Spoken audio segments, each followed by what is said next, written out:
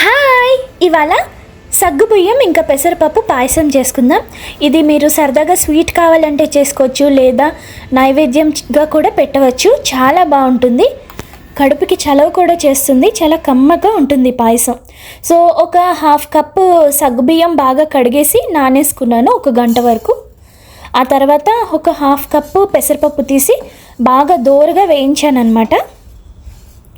So మంచి smell వచ్చేదాకా మనం అలా వేయిస్తూ ఉండాలి. మనకి బాగా వేగిన స్మెల్ వచ్చాక ఇంకా పక్కన తీసేసుకోవచ్చు.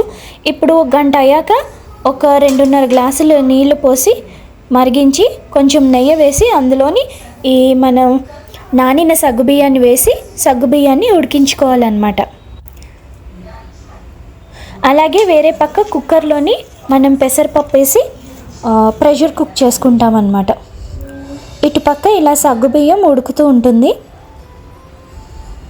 నెయ్యి వేయడం వల్ల అడ్వాంటేజ్ ఏంటంటే ఈ సగ్గుబియ్యం అంటుకోదన్నమాట. అలానే పెసరపప్పు కూడా 1 కప్పుకి 2.5 కప్పులు నీళ్ళు వేసి కొంచెం 3 నుంచి 4 విజిల్ దాకా ఉడికిస్తాం. ఇప్పుడు 2 కప్పులు బెల్లం తీసుకున్నాం. కొంచెం నీళ్ళు వేసి బెల్లాన్ని మనం కరిగించాలన్నమాట. పాకం ఏం అవసరం లేదు, జస్ట్ కరిగించడం మాత్రమే. ఇప్పుడు పెసరపప్పు మనం పెట్టింది ఉడికిపోయింది కదా, ఇందులోని మన కరిగించిన బెల్లాన్ని ఫిల్టర్ చేసి వేసేస్తామన్నమాట. ఇదిగోండి ఇలా అవుతుంది. సో పెసరపప్పు బాగా ముద్దగా అయితే బాగోదు, ఇలాగే ఉండాలి. ఇప్పుడు మనం ఆల్రెడీ ఉడికించిన మన సగ్గుబియ్యం ఇందులో కలిపేస్తున్నాం అన్నమాట.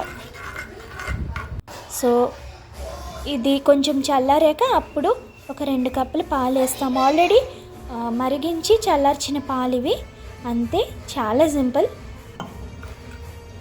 అయితే మీరు వేడి తగ్గాకే పాలు వేసుకోండి, లేకపోతే పాలు విరిగే ఛాన్సెస్ ఉన్నాయి. బెల్లం ఉంది కదా, అందుకే వేడి తగ్గాకే మీరు పాలు ఇందులోకి యాడ్ చేసుకోండి. అండ్ పొయ్యి మీద ఉండకూడదు మీరు పాలు యాడ్ చేస్తున్నప్పుడు.